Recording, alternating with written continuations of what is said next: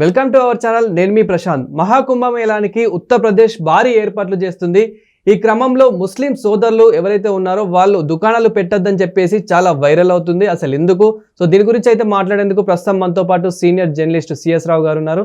నమస్తే అండి. నమస్తే సార్. ఏంటి సార్, ఉత్తరప్రదేశ్లో ఇప్పుడు ఏదైతే మహాకుంభమేళం ఉందో సో దానికి ముస్లిమ్స్ ఎవరైతే ఉన్నారో వాళ్ళు దుకాణాలు పెట్టొద్దని చెప్పేసి చాలా వైరల్ అవుతుంది. ఎందుకు? అసలు ఎవరు డిమాండ్ చేస్తున్నారు? అసలు మహాకుంభమేళ అనేది ఒక పెద్ద ఒక రకంగా చెప్పాలంటే మన పుష్కరాలు లాంటిది మహాకుంభమేళ.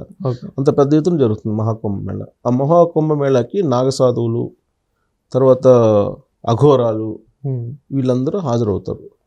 కొన్ని కోట్ల మంది హాజరయ్యేటువంటి మేళా ఇది. సో ఈ సందర్భంగా అక్కడ భారీ ఏర్పాట్లు చేస్తున్నారు ఉత్తరప్రదేశ్ ప్రభుత్వం. అయితే ఇక్కడ అఖాడా, భారత అఖాడా పరిషత్ వీళ్ళు ఒక డిమాండ్ చేస్తున్నారు. ఆ డిమాండ్ ఏంటంటే ఈ మహాకుంభమేళ జరిగేటువంటి ప్రాంతాల్లో ముస్లింలు ఎవరు కూడా దుకాణాలు పెట్టడానికి లేదు. ఆ దుకాణాలు పెట్టే అనుమతి ఇవ్వద్దు అని చెప్పి ఉత్తరప్రదేశ్ ప్రభుత్వానికి అల్టిమేటం జారీ చేశారు. ఎందుకు అని అంటే ముస్లిమ్స్ దుకాణాలు పెడితే ఆ వస్తువుల మీద ఉమ్మి వేస్తారు, మూత్రం పోస్తారు. కాబట్టి ఆ మహాకుంభమేళా సందర్భంగా వాళ్ళు దుకాణాలు పెట్టడానికి లేదు అనేటువంటిది ఈ భారత అఖాడా పరిషత్ డిమాండ్. ఈ మధ్యకాలంలో కొన్ని మనం సోషల్ మీడియాలో వైరల్ అవుతున్నటువంటి వీడియోలు కనుక చూస్తే, మీరు ముస్లిమ్స్ దగ్గర మీరేం కొనొద్దు, ముస్లిమ్స్ దుకాణాల్లో మీరు ఎలాంటి వస్తువులను తీసుకోవద్దు, ముస్లిమ్స్ అమ్మేటువంటి చికెన్ స్టాల్కి వెళ్ళొద్దు, మటన్ స్టాల్కి వెళ్ళొద్దు, రెస్టారెంట్కి వెళ్ళొద్దు, ఏ వస్తువు కొనొద్దు అని చెప్పి వైరల్ అవుతుంది. మెయిన్లీ హలీము లాంటివి తినొద్దు, బిర్యానీలు తినొద్దు అని చెప్పేసి కూడా చాలా మనకు వీడియోస్లలో చూస్తూ వైరల్ అవుతుంది ఈ మధ్యకాలంలో. దానికి కారణం ఏంటంటే వీళ్ళు చెప్పేది ఏంటంటే, కొంతమంది అంటే అది అతివాదులు అనుకో, లేదంటే బీజేపీకి సంబంధించినటువంటి అతి హిందూవాదులు అనుకో, ఏదైనా అనుకోవచ్చు. వాళ్ళు చెప్పేది ఏంటంటే, సోషల్ మీడియాలో కూడా వాళ్ళు పోస్టులు పెట్టేది ఏంటంటే, ముస్లిమ్స్ హలాల్ చేస్తూ ఉంటారు. వాళ్ళు అమ్మేటువంటి ఫ్రూట్స్ కానీ, లేదంటే వాళ్ళు అమ్మేటువంటి ఏ వస్తువు అయినా సరే హలాల్ చేయకుండా వాళ్ళు అమ్మితే పాపం అని భావిస్తూ ఉంటారు వాళ్ళు. కాబట్టి హలాల్ చేసి ఏదైనా ఇస్తారు అనేది వీళ్ళు చెప్తుంటారు హిందూ అతివాదులు. హలాల్ అంటే ఏంటి? వాళ్ళు ఏదో అని ఏదో మంత్రాలు చదువుతారు, సంథింగ్ ఐ డోంట్ నో, నాకు కూడా కరెక్ట్గా తెలియదు. కాబట్టి వాళ్ళు ఉమ్మి వేస్తారు. మీరు ఏ ఫ్రూట్స్ కొన్నా ముందు వాళ్ళు ఉమ్మి వేసి ఉంటారు. ప్లస్ వాళ్ళ చేతిలో ఒక క్లాత్ ఉంటుంది. ఆ క్లాత్ తోటి వాళ్ళు ఉమ్మిని క్లాత్కి వేసి ఇలా తిప్పేసి దాన్ని ఎంగిల్ చేస్తారు. అలా చేయకుండా ఇస్తే కనుక వాళ్ళు పాపం చేసినట్టు వాళ్ళ యొక్క భావన. సో కాబట్టి హలాల్ చేసి అది ఇస్తారు. కాబట్టి మీరు ముస్లిం దుకాణాలు ఏం కొనొద్దు అనేది ఈ మధ్యకాలంలో వైరల్ అవుతున్నటువంటి ఒక పెద్ద న్యూస్. కానీ దాంట్లో వాస్తవం ఉందని చెప్పి నేనైతే అనుకోను. ముస్లిమ్స్ అందరినీ ఒకే ఘాటిని కట్టేయటం కొంతమంది ఉండొచ్చు. ఇప్పుడు హిందువుల్లో అతివాదులు ఉన్నారు, అలాగే ముస్లింల్లో కూడా ఉండొచ్చు. చాలా దారుణమైనటువంటి విషయం ఏంటంటే, ఇప్పుడు మనకి ఓలా, ఓబరు, లేదంటే ఇతరత్ర ఈ ఉన్నాయి కదా, ఓలా, ఓబరు, తర్వాత ర్యాపిడో, ఇవన్నీ ఉన్నాయి కదా. వీటిల్లో జనరల్గా మనం బుక్ చేసినప్పుడు వాళ్ళ పేరు వస్తుంది. అవును. ఏ ఆజాద్ అనో, లేదా ఆజాద్ ఖాన్ అనో, లేదంటే ఇంకొక పేరు వస్తే కనుక క్యాన్సిల్ చేసేటువంటి పరిస్థితి ఏర్పడింది సమాజంలో. హైదరాబాద్లో నేను చెప్తుంది, ఎక్కడో లేదు.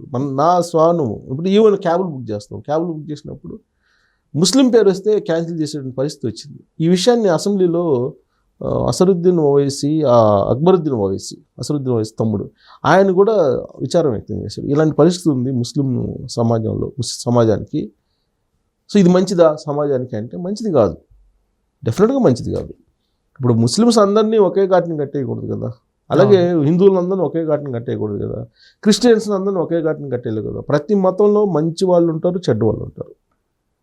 ఇప్పుడు ఎవరి మతానికి వాళ్ళ పద్ధతులు అనుసరిస్తారు, వాళ్ళ ఆహార నియమాలను పాటిస్తారు. అది కామను. హిందూ మతంలో చెప్పేటువంటి సనాతన ధర్మం లేదంటే ఇతరత్ర పద్ధతులు వేరుంటాయి. వాళ్ళు పాటించేటువంటి పద్ధతులు వేరుంటాయి. అయినంత మాత్రం చేత నువ్వు వాళ్ళని వ్యతిరేకించకూడదు కదా, వాళ్ళు కూడా వీళ్ళని వ్యతిరేకించకూడదు కదా.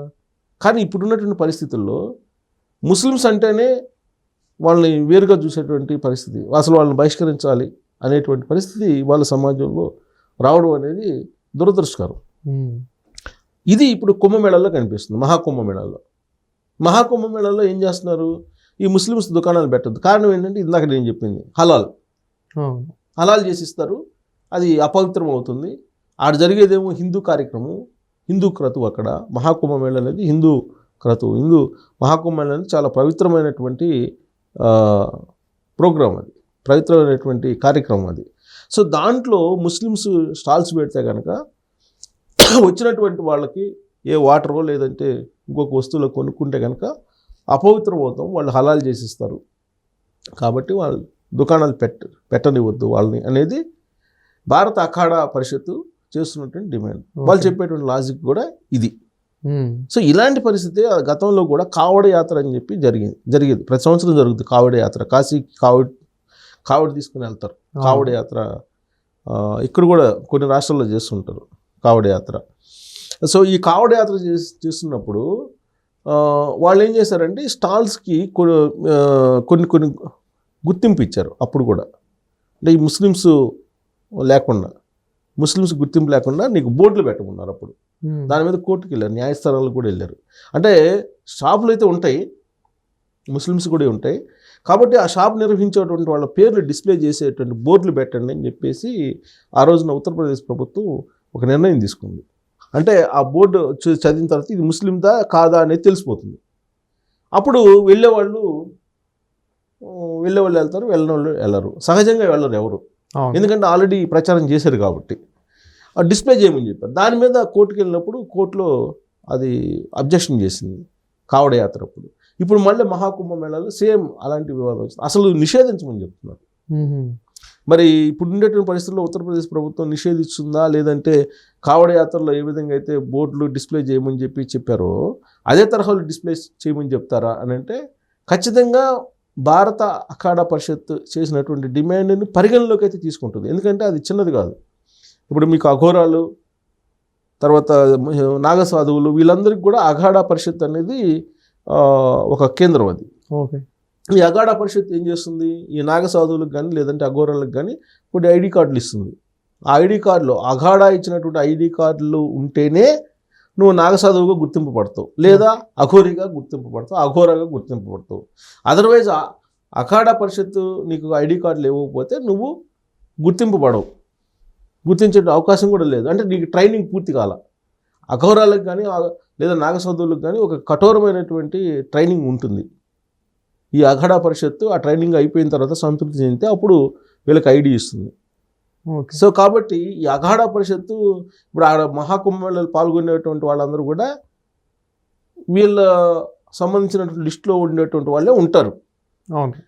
అక్కడ నీకు నాగసాధువులు కానీ లేదంటే అఘోరీలు కానీ పక్కా హిందూ సాంప్రదాయం, హిందూ భావజాలం ఉండేటువంటి వాళ్ళు ముస్లిమ్స్ షాపులు కనుక చూస్తే వాళ్ళు ఏ విధంగా రియాక్ట్ అవుతారో కూడా తెలియని పరిస్థితి. అంటే లా అండ్ ఆర్డర్ సిచ్యువేషన్ కూడా కొంత ఇబ్బంది కలిగేటువంటి పరిస్థితి.